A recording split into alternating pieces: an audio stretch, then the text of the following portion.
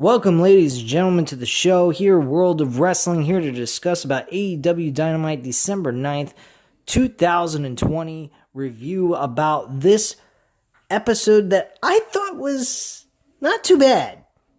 The main event was really good, the ending sucked, but they made Miro out of nowhere fucking looking like badass with attacking Orange Cassidy and making Orange Cassidy lose to MJF and keeping the AEW Dynamite ring with MJF. So basically he retained that title, the AEW Dynamite ring, I guess you could say. So they really need to make that Dynamite ring mean something. I think it might play into a possible title shot opportunity for MJF, I believe. But with Kenny Omega being the absolute prick heel that he has now become with Don Callis, which, don't get me wrong, last week,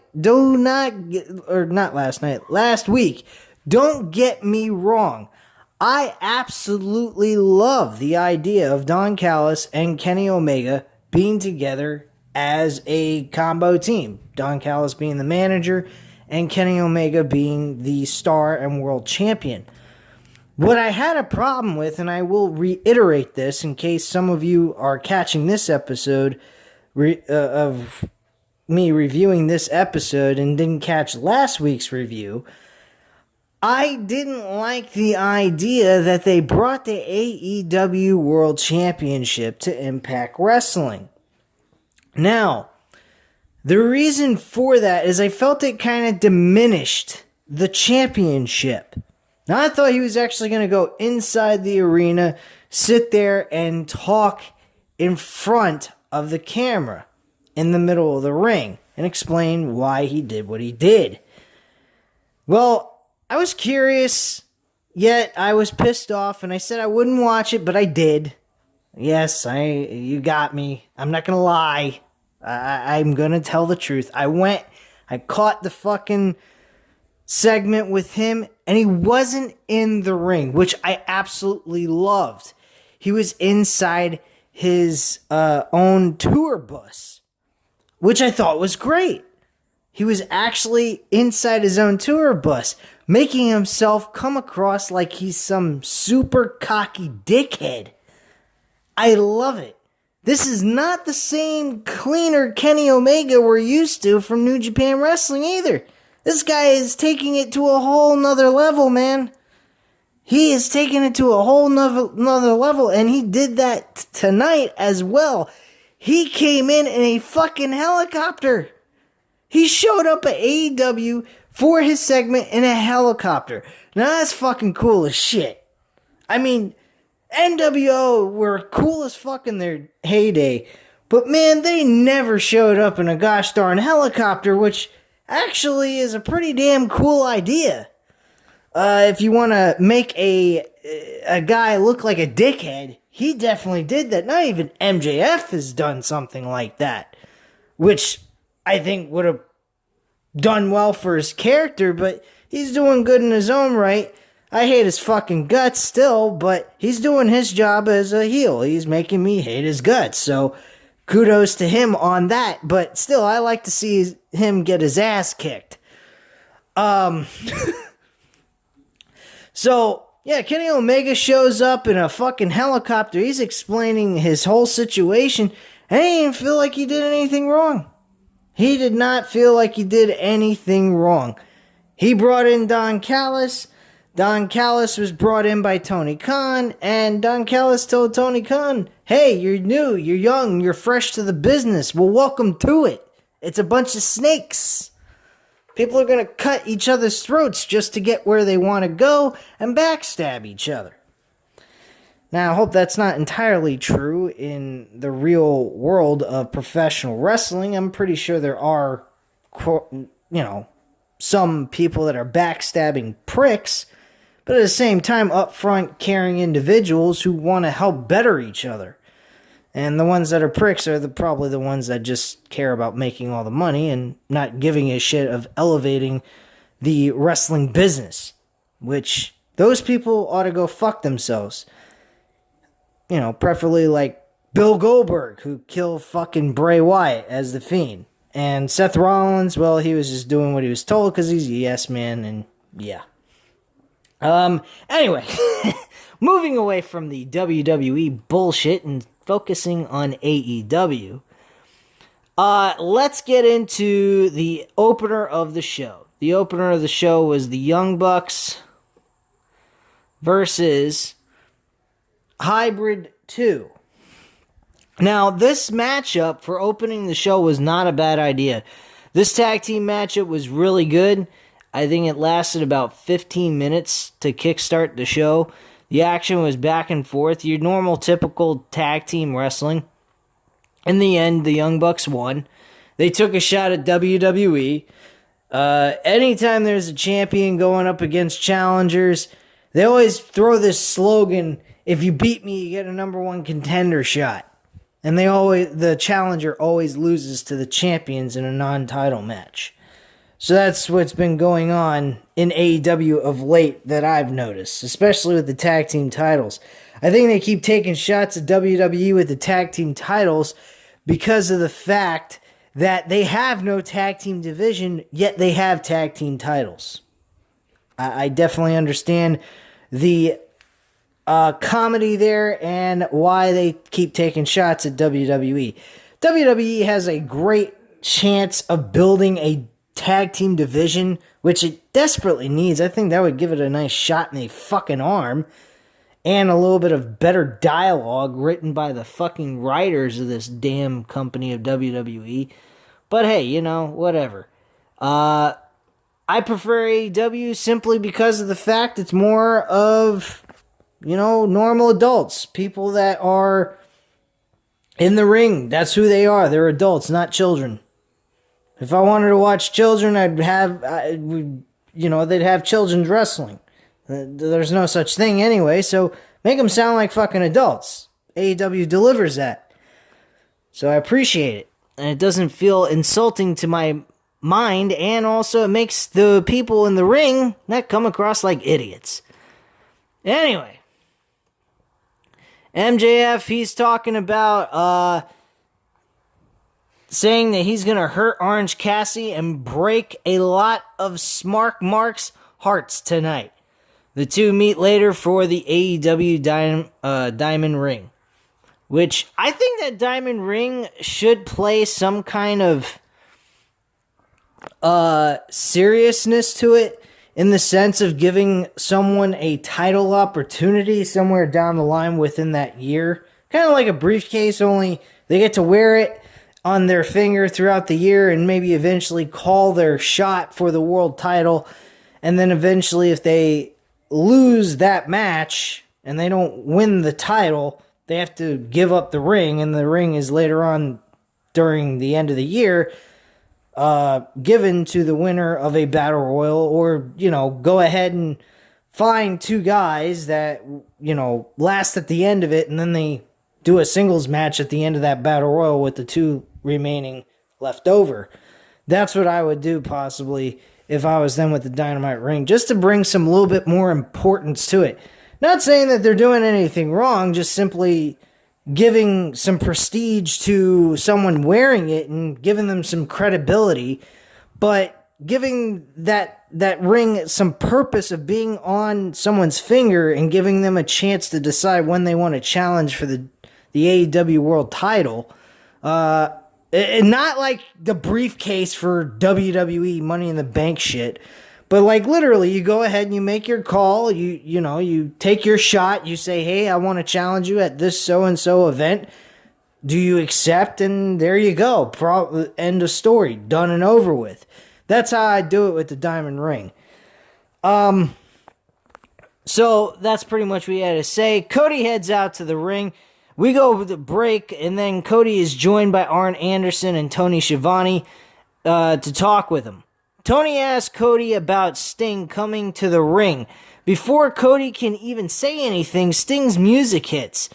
Arn gets on the microphone and says he had to get a little closer just to make sure this was real.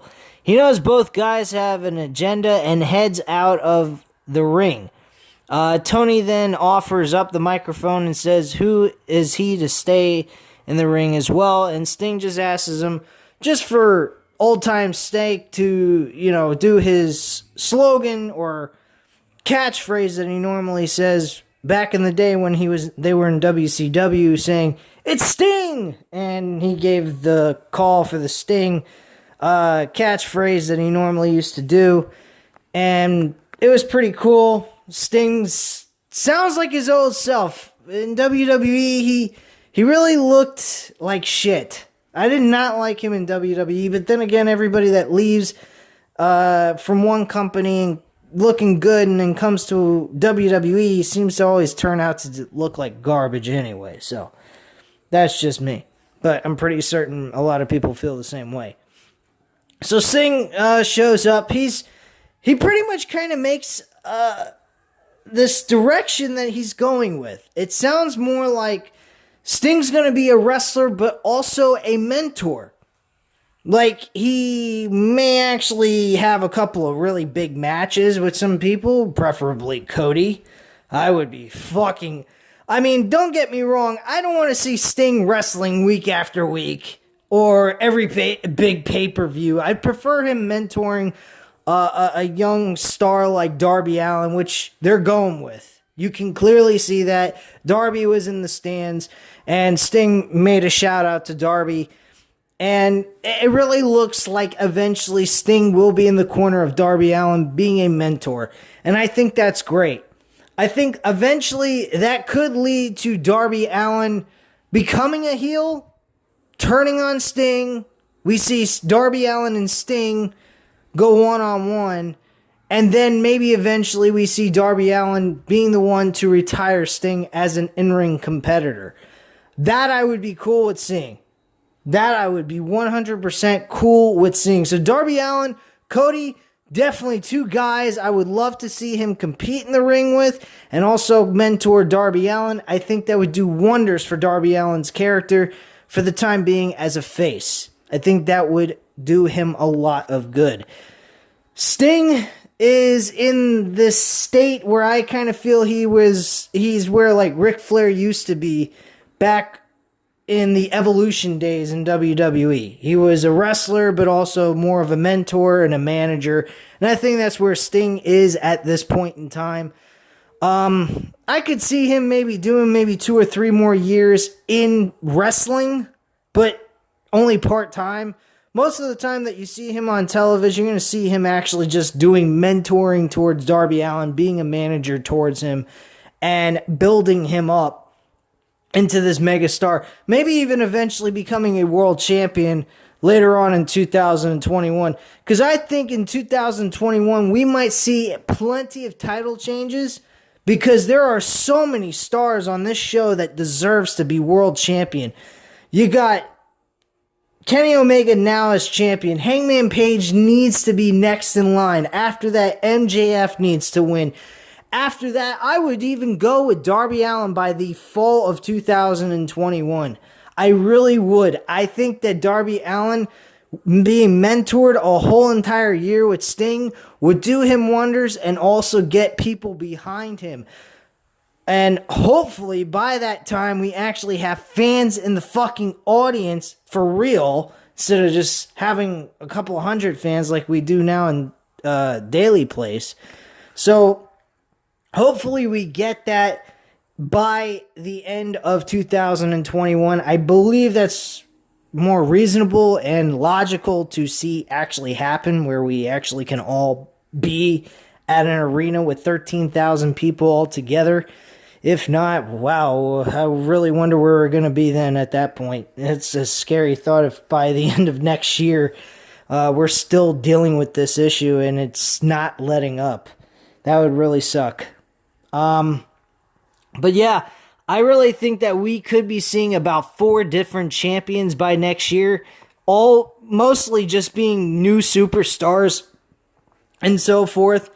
But yeah, Sting was just kind of saying to him, and it looked like they were hinting Cody and Sting are going to compete eventually down the line. I could possibly see that at Revolution in February 27th of 2021. I really believe that's going to happen. I hope it does happen. If that match happens, I am definitely getting the fucking pay-per-view. I don't give a shit. Really. I could not pass. I can't. I cannot pass a match with Cody and Sting. It's a fucking... If you don't even have the World Championship on the line for that pay-per-view, that's your main event right there. Easily. Yeah, granted, Cody's already an established star in AEW. He's a main eventer, so on and so forth. But Sting versus Cody, that's as close as you're going to get to fucking Sting versus Undertaker. Okay? I mean, that's a mega fucking match. Really. Some people might disagree with me. If that's the case, great. Wonderful. I mean, everyone has their own opinions. But I think that would be a big-time main event type of matchup. All right, so after that, backstage, we had Team Taz together. Taz talking about the special moment with Sting, Cody, and Darby Allin. Taz then brings up another special moment of when Team Taz beat up Allin and Cody last week. Starks then says Hook is now training with Team Taz, being Taz's son. And that's pretty much all they had to say there. Speaking of Team Taz with the Brian Cage, the Machine, the Terminator. That match for the TNT Championship, I like it. It's a match that needs to happen. When? I don't know. Would I save it for a pay-per-view? Yeah. I definitely would. I would definitely do Brian Cage versus Darby Allin for the TNT Championship on pay-per-view on February 27th.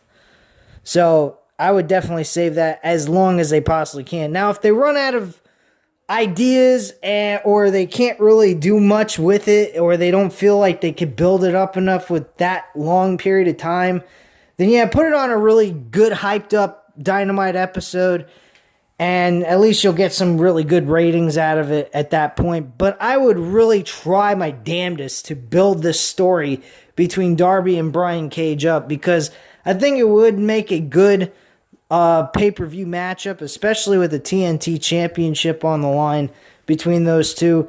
And they have a history already for 6 months already since May of 2020. So, I mean, they definitely got something going there. And just to build it up for a couple of more months would do it a lot of good, I think. All right, so FTR versus the Varsity Blondes with Griff Garrison and Brian Pillman Jr. This matchup was not much of anything. The FTR win this matchup with no problem. I didn't particularly care for it too much. Post-match, Jurassic Express at ringside lock eyes with FTR. Wheeler gives Jungle Boy a shove and then backs away. Stunt wants to fight but gets held back. And that's pretty much that. That's all there was there. We also had a Hangman Page backstage with John Silver and another guy that's his tag team partner. I forgot his name. What the hell? It was his other, I think it's Alex something. I'm not sure. I might be incorrect about that, and I apologize if I am. Alex Reynolds, yeah. And Jonathan Silver. So they had Hangman Page and the other two guys from the Dark Order. They're actually going to tag team together in a 6-man tag against the Private Party and Matt Hardy next week. I don't know where this is going with Hangman Page. I don't know why they're linking him up anywhere around the Dark Order outside of building up to this matchup with Brody Lee versus Hangman Page for Revolution in February of next year. If that's the case, I'm okay with that. Hangman Page needs a big win. But then again, at the same time, Brody Lee needs a big win too. Brody Lee has been gone from television. He lost to Cody in a dog collar match. I mean, there's a lot of things that occurred in the last couple of months since he's lost the title, and he hasn't been seen since. So with that being said, I don't know if that's a great idea to have Brody Lee lose to Hangman Page, but I really believe that both of these men need a win. I don't know how they're going to do it. I mean, if you're going to be okay with pushing Brody Lee back to move Hangman Page forward in the future for a world championship opportunity against Kenny Omega, which I think would be the best idea and the only person to pick to beat Kenny Omega for the world championship outside of Jon Moxley. I mean, you could always go back to that, but that's going backwards. You're not going forward. The only thing I would do with Jon Moxley and Kenny Omega is have a rematch on Dynamite and make Kenny Omega retain the championship. That's all I would do there. Hangman Page, though, I think is the guy you need to go with later on next year to win the world title from fucking Kenny Omega. Period. This guy deserves a shot and a run as a world champion. God forbid he's not working out. You can always change the title and move it directly right over to MJF. MJF is one of the best heels going right now. I hate his fucking guts, but he's fucking good. He's a great heel. He's a guy that will make people want to watch him get his ass kicked. And he'll probably walk away by the skin of his teeth, winning and retaining his championship, if he was a world champion at that point in time. So that's how I see it. I see the title going from Kenny to Hangman Page to MJF, and then by the end of next year in 2021, I see Darby Allin being the world champion. That's how I see it. Let me know what you guys think. Alright, we had 10 versus Dustin Rhodes from the Dark Order. Dustin Rhodes won this match easily with no problem. It's back and forth for a little bit, but it didn't last very long. Evil Uno came out, yells to cut the music, and gets in the ring with the Dark Order on the stage. Uno says he can't change their past, but they can improve their future. Uno talks about Dustin's legacy, but his name comes with pressure. And here in AEW, he is the third most important Rhodes member. He then asked Dustin if he'd be okay being number 7. A nod to Dustin's gimmick in WCW. I did not know that. That was something written by Wrestling Incorporated. So, and he says, "What do you say, 7?" Uno says. Dustin then slaps Uno in the face. I thought he was going to give him the middle finger. It looked like he was going to curl his hand up into a ball and then lift up the great salute, like the good old Steve Austin used to do back in the day. So the group charges in, but Uno asks them to stay back. And that's pretty much what it is at that point. Nothing much else happened there. We then go straight to Tony Schiavone sitting with Brandy Rhodes and Shaquille O'Neal. Now, this whole idea with Shaquille O'Neal, I know he probably is a fan of wrestling, and he's been in many different promotions. He's been in WCW, he's been in WWE, and now he's in AEW. At least in this segment, anyway. Doing something with Brandy Rhodes and getting under her skin. He's coming across like an asshole. And she even called him that and called him a piece of shit, I believe, or said she's tired of the shit he keeps saying. So he was saying some things about this one chick that broke his arm, or broke her arm, and told her, you know, you ought to take some notes or take some advice from her. And it just came across so stupid that he would say something like that outside of being a fucking dickhead. So that's about the only thing I could get out of that. But bottom line, that segment was trash. I did not particularly care for that. So the Inner Circle makes their way out, and Jericho's on the microphone. He says this might be the last time fans see the group. As he said last week, what's been going on isn't what he wants. No more shoving, no more arguing. Santana isn't even here tonight. Jericho says he didn't even come to work. He's so worked up from the situation. He's tired of Sammy Guevara not liking MJF, Wardlow and Hager not liking each other and being at each other's throats. And just Ortiz he's feeling iffy about MJF being part of the group. That's another thing. My computer's acting up. Give me 1 second to scroll down here. Get back to where I was. This damn thing will let me.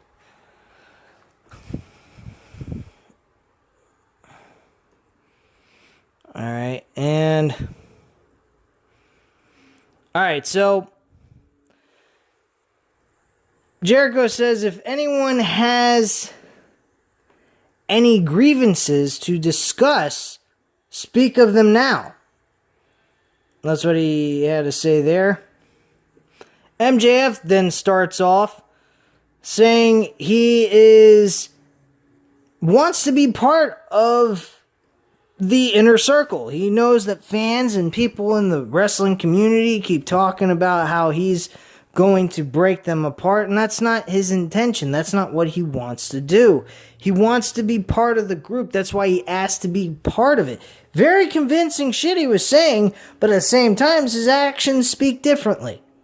So, I give him a lot of credit what he's doing here as a heel character. Very good job there. Really like that move that they did with him in that that promo he was delivering. This damn thing keeps going up and down. I can't even fucking keep up with the damn dialogue they got written here. Alright. So, he's basically, stating his grievance, talking about how he feels. Ortiz says, you're growing on me, but you're kind of growing on me like a fungus, but you're growing on me. I'm starting to feel a little bit differently about you. He kind of insulted him at the same time, complimented him in the sense that he's feeling a little bit more trust towards the guy. I don't know why he would, after what he did last night. Jericho even posed the situation because he went back and he watched Dynamite and saw what happened. And it was MJF who actually was trying to throw in the towel, so he even addressed that in this promo. Sammy Guevara is pissed off at him. He says, look, I can't deal with this guy. This guy has got to go. And Jericho and Ortiz both stood up and said, look, we understand you have some problems with him. We get that, but shake his hand, be the better man, and let's get this group back to the way it was, and so forth. They want to try to continue to move forward with MJF. Me personally, I would fucking beat the shit out of him. That's what I would do if I was all the members in the Inner Circle. I'd just destroy him. Wardlow, I'd keep him in the group because he's a big badass. He deserves a right to flourish as an independent wrestler and not some fucking second-class clown towards MJF, being like Diesel to Shawn Michaels type of thing, which that does not work in my opinion. MJF is nowhere near Shawn Michaels' level in wrestling ability. Give me a fucking break. But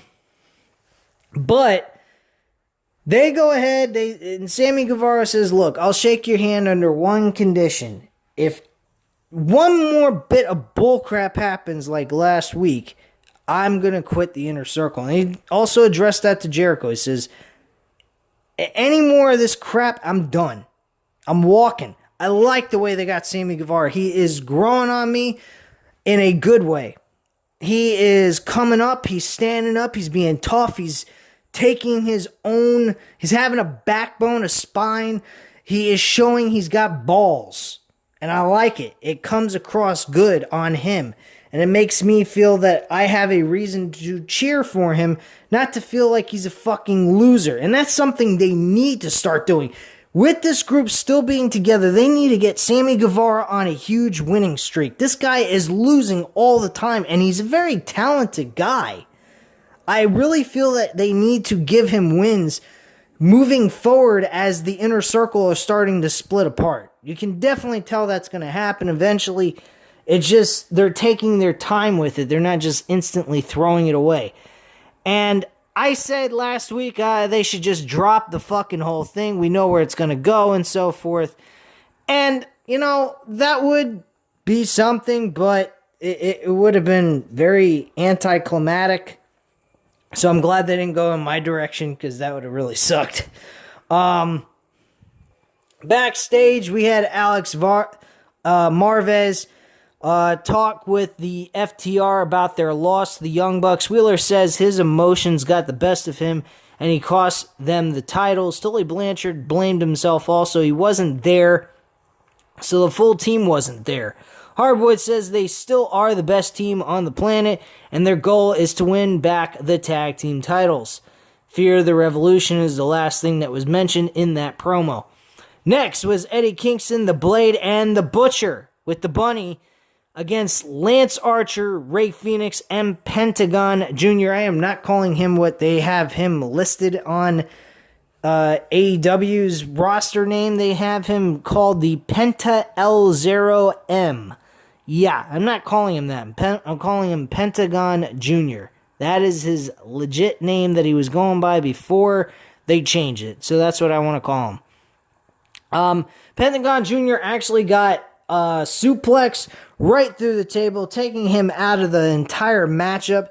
It was a 3-on-2 beatdown. Lance Archer seemed like he was the only one doing anything important, while Rey Fenix was playing the comeback kid and made the hot tag to Lance Archer, eventually leading to the Butcher, the Blade, and Eddie Kingston to win the matchup. They actually did a powerbomb neckbreaker combo on Rey Fenix to get the 1-2-3, and that was it. The matchup, it is what it is. We're seeing Lance Archer now moving into a matchup with Eddie Kingston. We've also saw Pac interested in a match with Eddie Kingston. I don't know where they're going with this, who's really getting a shot. Maybe we see Eddie Kingston and Pac later on in a pay-per-view type format, type of matchup. So that might actually happen in that case. You never know. Backstage, Red Velvet getting attacked by Nyla Rose, Jade Cargill, and so forth. Whatever. It's nothing important. Abaddon, she appeared again. I think this is a second or third time she appeared on Dynamite. Abaddon is an intriguing character.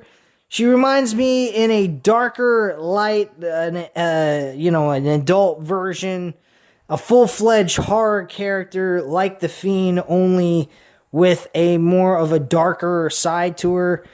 But she's not the greatest wrestler in the ring. I mean, she wasn't all that entertaining. Her entrance was fantastic. It reminded me of a cross between the Demon Finn Balor and fucking the Fiend Bray Wyatt. That's what it seemed like to me. But Abaddon is not all that impressive. She is really out of shape. She needs to lose a couple of pounds, man. She needs to slim down a little bit. She's very chubby. She doesn't look like she's all that great in the ring. I mean, it doesn't really... I like her theme of her character, but overall, it doesn't intrigue me all that much. As in-ring performer, anyway. AEW World Champion Kenny Omega made his entrance with Don Callis, as I already mentioned. In the helicopter, they showed up. They get in the ring. They explain their situation. I've already went over all that. They didn't feel that they did anything wrong. This is years in the making. These guys have known each other for a long time. Don Callis has known Omega since he was 10. And that was pretty much it. And they just did the sign off. Goodbye. I bid you a good night. Bang. And that was it. I might have messed up the slogan of, the catchphrase of Kenny Omega back in the day when he was a cleaner in New Japan Wrestling. But you get my drift. MJF versus Orange Cassidy. This matchup, again, like I mentioned, good matchup. Very entertaining. Ending sucked, though. It had a very bad ending. Miro helped MJF win off of this stupid fucking storyline that got going on with the Miro and Kip Sabian with the best friends and Orange Cassidy. And Orange Cassidy was cost this match.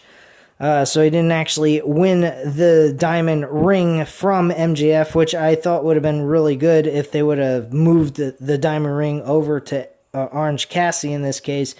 But, it is what it is. It's not a big deal. It was a really good matchup, good main event. Overall, it wasn't a terrible show. It wasn't the greatest show in the world. But it was okay. It was watchable. If you can just give me something watchable at this point in time, with wrestling being as bad as it is, modern day wrestling, I'm okay with it at this point. I'm not going to be greedy or, very meticulous about the whole fucking thing if it's not a 5-star show. Come on. I can't be that fucking greedy. At this point in time, we're lucky we're even getting shows with this damn pandemic shit. So, that's pretty much all I have to say about this episode. It wasn't a bad episode. It wasn't the greatest episode. But it was pretty much in the middle. It was a good show. So at this time, you know what to do. Hit the like button if you liked the video. Hit the subscribe button if you're not already subscribed to the channel, of course. And leave a comment down below, and I'll definitely get back to you on that. And I thank you very much for watching. I hope you have a great night, guys. And enjoy the rest of the night. Stay safe. Bye.